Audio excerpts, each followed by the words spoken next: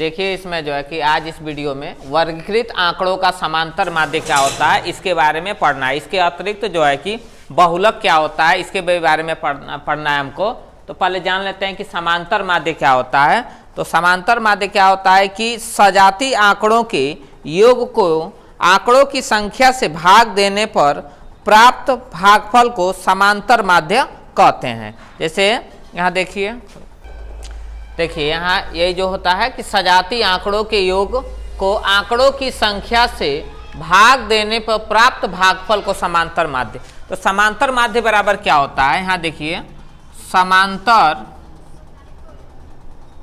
माध्य बराबर कुल पदों की संख्या का योगफल अपान पदों की संख्या।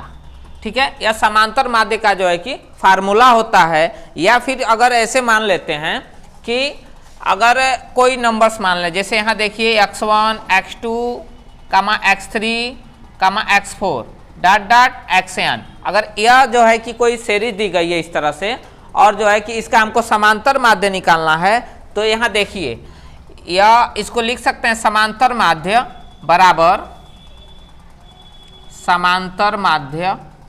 बराबर यह हो जाएगा x1 plus x2 plus x3 plus x4 plus dot dot xn। यह जो इनके नंबर्स हैं n है तो बाई n लिख सकते हैं। ठीक है ना। अब देखिए अगर इसी को हमको कोड में लिखना हो जैसे संकेत के रूप में, तो जैसे अभी बताया गया था कि समांतर माध्य बराबर कुल पदों के संख्याओं का योगफल बटे पदों की संख्या। तो इसको हम ऐसे लिख सकते हैं यम, जो समांतर माध्य होता है इसको यम से डिनोटेड किया जाता है और यह होता है सिग्मा यन। सिग्मा यन का मतलब यह होता है, यन भी होता है या एक्स भी लिख सकते हैं, जैसे यहाँ एक्स भी लिख सकते हैं। तो सिग्मा का मतलब होता है ऐड करना, जोड़ना, बाई यन। यदि इनकी संख्या यन है तो हम यन लिखेंगे। तो संकेत के रूप में हम यम इक्वल टू सिग्मा यक्स अपान यन लिख सकते हैं। इस पे जो है कि एक न्यूमेरिकल हम बता रहे हैं। अब देखते हैं, जैसे फॉर एग्जांपल में जैसे लिया गया 10, 15, 25, 30 का समांतर माध्य ज्ञात कीजिए।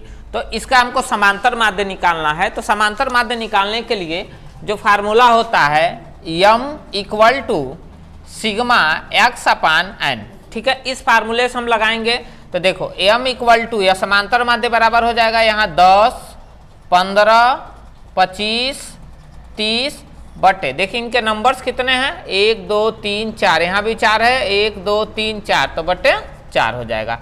आर एम इक्वल टू हो जाएगा, इसको सबको ऐड करेंगे। ठीक है ना, इनका जो सम होगा यह हो जाएगा 80 बटे 4। और इसको कैंसिल कर लेंगे तो यम इक्वल टू हो जाएगा कितना 20। ठीक है ना।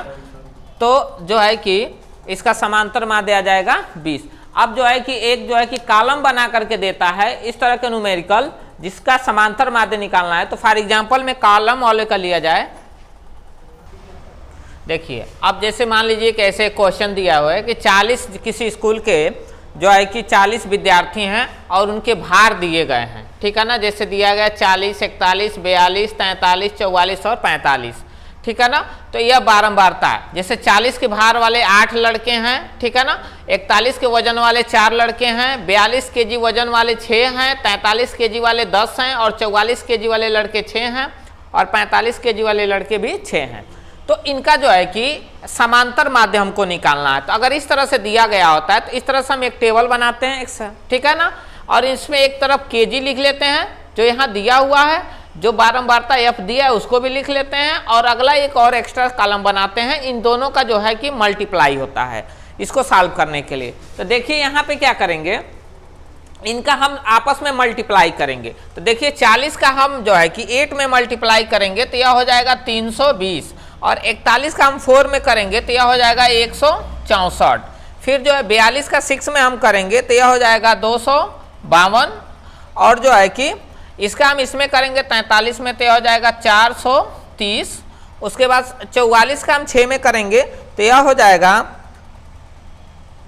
264 और 45 का फिर हम 6 में करेंगे तो यह हो जाएगा 270, ठीक है ना।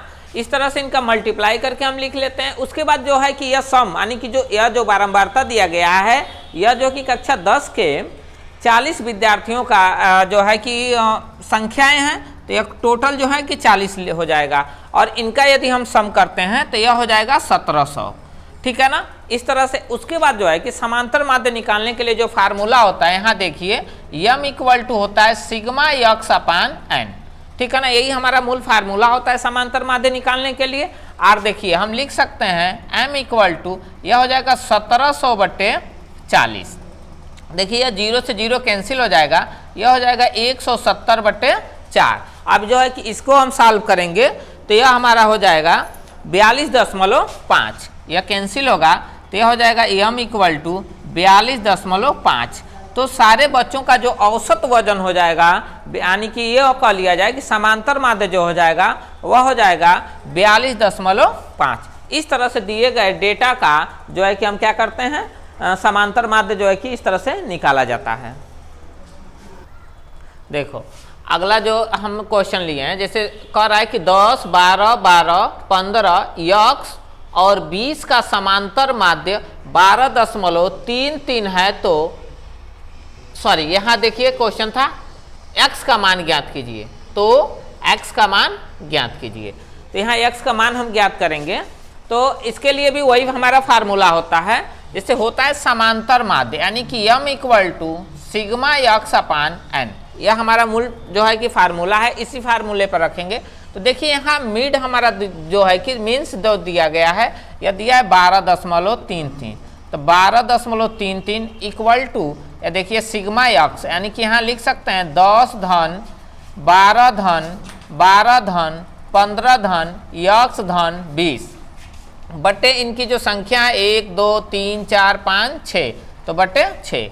अब देखिए यहाँ से हम इसको सॉल्व करेंगे तो x का मान निकालना है। तो देखिए यह जो है कि 6 इधर क्या कर रहा है, डिवाइड कर रहा है, इधर आएगा तो मल्टीप्लाई करेगा, यह हो जाएगा 12.33 गुणे 6 इक्वल टू इन सब का हम ऐड करेंगे तो यह हो जाएगा 69 धन यक्स, ठीक है ना।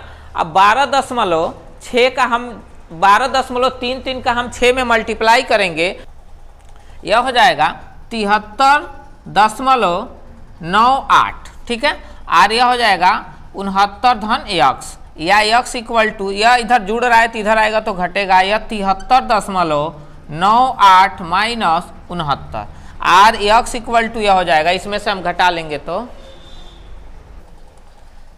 यह हो जाएगा 4.98। देखिए आर इसी को हम लगभग में अगर मानते हैं तो यह 5 हो जाएगा, ठीक है ना। तो आर यक्स इक्वल टू हम लिख सकते हैं 5। तो देखिए अगर इस तरह के कोई जो है कि मान दिए गए हों और उसमें से x का मान निकालना हो तो हम क्या करते हैं, इसी फार्मूले पर रख करके इजीली जो है कि कैलकुलेशन कर लेते हैं। अब देखिए अगला जैसे होता है कि माध्यिका कैसे निकाला जाता है। यदि कोई आंकड़े दिए गए हैं और उन आंकड़ों का जो है कि हमको माध्यिका निकालना होता है, तो जैसे देखते हैं पहले आंकड़ों को क्या करते हैं, व्यवस्थित रख लेते हैं। व्यवस्थित रखने का मतलब दिए गए आंकड़ों को या तो हम अवरोही क्रम में लिख लेते हैं, यानी अवरोही क्रम का मतलब बढ़ते हुए क्रम, और या तो फिर जो है कि उसको आरोही क्रम में लिख लेते हैं। आरोही क्रम यानी कि बढ़ते हुए क्रम, और जो है कि अवरोही क्रम जो होता है घटते हुए क्रम। इस क्रम में लिख लेने के बाद जो है कि इस फार्मूले का उपयोग किया जाता है। यदि दिए गए आंकड़ों की जो संख्या होती है यदि वह विषम हो, तो विषम हो तो उनका माध्यिका निकालने के लिए यह जो है कि n+1/2 वें पद का मान हो जाता है। यदि दिए गए पदों का जो आंकड़ा हो वह सम हो, तब उसको निकालने के लिए माध्यिका बराबर n/2वें पद का मान प्लस n/2वें प्लस 1वें पद का मान बाई 2। इस फार्मूले से जो है कि निकाला जाता है। अब जो है कि इसको हम क्या करते हैं कि एक एक जो है कि आप लोगों को इस पे एग्जाम्पल बता दिया जाता है। जैसे मान लीजिए कि अब देखिए इसमें एक आंकड़ा दिया गया है, डेटा दिया गया है और इसका माध्यिका हमसे पूछा जा रहा है। जैसे दिया है 148, 151, 153, 145, 143, 152 और 155, ठीक है ना।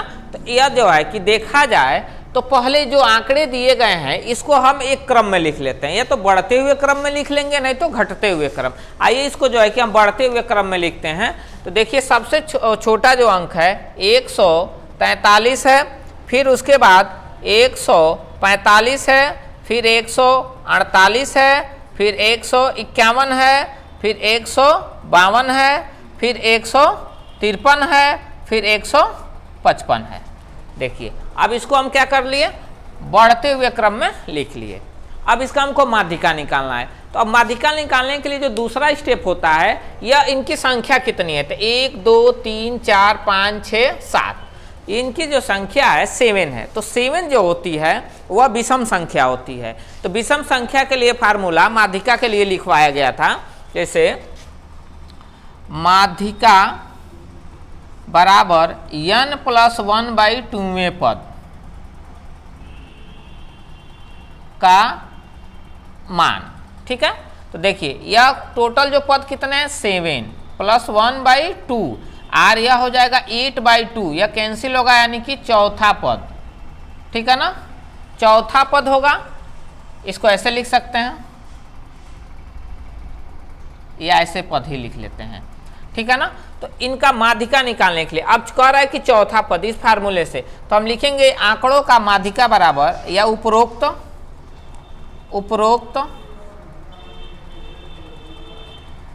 आंकड़ों का माध्यिका। तो चौथा पद कह रहा है, देखिए 1 2 3 4, यही चौथा पद है हमारा। तो चौथा पद है 151 है, सॉरी 151 है। इस तरह से जो है कि अगर विषम संख्या हो तो इस तरह के दिए गए आंकड़ों का जो है कि हम क्या निकालते हैं, माध्यिका निकालते हैं। तो इस दिए गए आंकड़ों का जो माध्यिका हो जाएगा 151 हो जाएगा।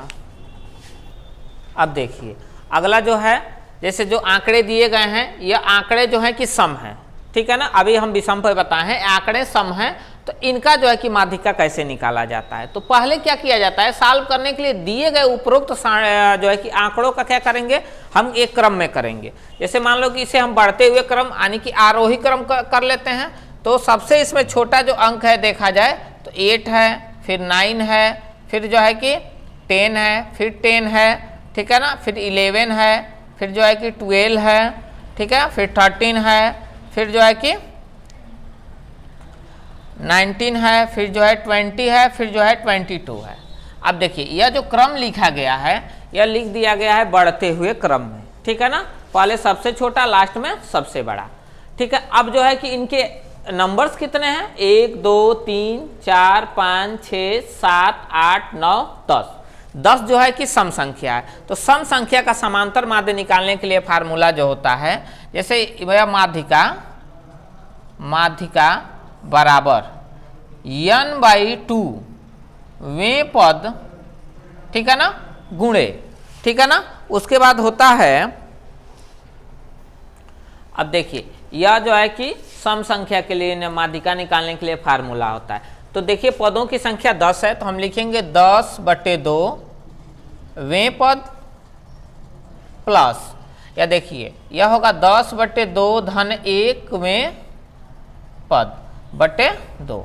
ठीक है ना, अब देखिए यह कैंसिल होगा तो यह होगा इससे 5वें पद प्लस, यह भी कैंसिल यहाँ हो सकता है, इस ब्रैकेट में लिख सकते हैं। तो यह हो जाएगा 5 + 1वें पद बटे 2। ठीक है, अब उसके बाद आर यह इक्वल टू लिख सकते हैं 5वें पद प्लस 6वें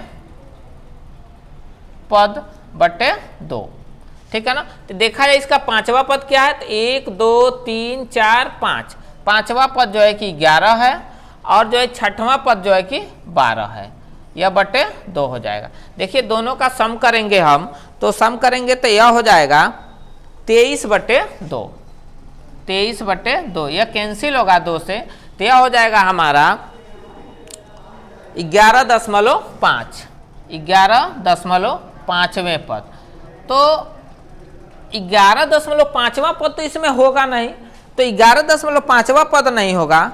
ठीक है ना, तो देखिए यहाँ पे क्या हो रहा है, 1 2 3 4 5, यही होगा। हम 11 को ही मान सकते हैं जो है कि क्या हो जाएगा, हमारा माध्यिका हो जाएगा। 11 ही हमारा माध्यिका हो जाएगा। इस तरह से जो है कि सम दिए गए सम आंकड़ों का जो है कि माध्यिका निकाला जाता है। अब देखिए अगला जो हमको पढ़ना है वह बहुलक पढ़ना है। बहुलक क्या होता है? तो बहुलक क्या होता है कि दिए गए बारंबारता में जो आंकड़े बार बार रिपीट होते हैं या अधिक बार आते हैं उसी को हम बहुलक कहते हैं। जैसे यहाँ देखिए ये जो आंकड़े दिए गए हैं इसका हमको बहुलक बताना है। तो बहुलक बताना है तो इसमें देखेंगे कि सबसे अधिक बार कौन सा नंबर आ रहा है। तो सबसे देखा जाए तो सबसे अधिक टाइम जो नंबर्स रिपीट हो रहा है यह 2 रिपीट हो रहा है, 2 रिपीट हो रहा है। तो इस पूरे दिए गए आंकड़ों का जो बहुलक हो जाएगा, बहुलक वह हमारा 2 हो जाएगा। ठीक है ना। और देखिए इसके बाद जो है कि कभी कभी दे देता है बारंबारता दे करके पूछ देता है। जैसे मान लीजिए कि यहाँ एक टेबल बना करके दे दा, ठीक है ना। जैसे यहाँ लिख दिया गया भार और इन केजी में, और यहाँ लिख दिया गया जो है कि बारंबारता, बारंबारता यप। जैसे यहाँ लिखा जाए 2, फिर यहाँ लिखा जाए 6, यहाँ लिखा जाए 15 और यहाँ लिखा जाए 4। ठीक है ना। जो बारंबारता हमारा होगा मान लीजिए कि यहाँ लिखा जाए 20, 25, 26, 9। ठीक है ना। और इस तरह से दे करके पूछे कि इस दिए गए आवंटन का जो है कि बहुलक बताइए। तो इसमें बहुलक तो देखा जाता है इस तरह के दिए गए मान का बहुलक निकालने के लिए हमें बारंबारता वाले लाइन को देखना होता है और देखा जाता है कि इसमें सबसे बड़ी संख्या क्या है। तो यहाँ देखा जाए तो सबसे बड़ी संख्या यहाँ पे 26 है, यानी 26 है। और 26 के ठीक ऊपर जो नंबर्स होते हैं भार में यानी कि यक्स वाले में, वही हमारा बहुलक होता है। तो यहाँ देखा जाए तो इसका जो बहुलक हो जाएगा, बहुलक या 26 के ऊपर जो नंबर है, सबसे अधिक वाला नंबर है 26 है, इसके ऊपर जो है कि 15 है, तो इसका बहुलक हो जाएगा 15, 50। तो देखिए इस तरह के जो है कि जो पूरे वीडियो में आपको बताए गए हैं जो सारे तरह के सबका जो है कि इस तरह से वर्गीकृत आंकड़ों का जो मान निकाला जाता है इसी मेथड से निकाले जाते हैं। सारे मेथड आप लोगों को बता दिए गए।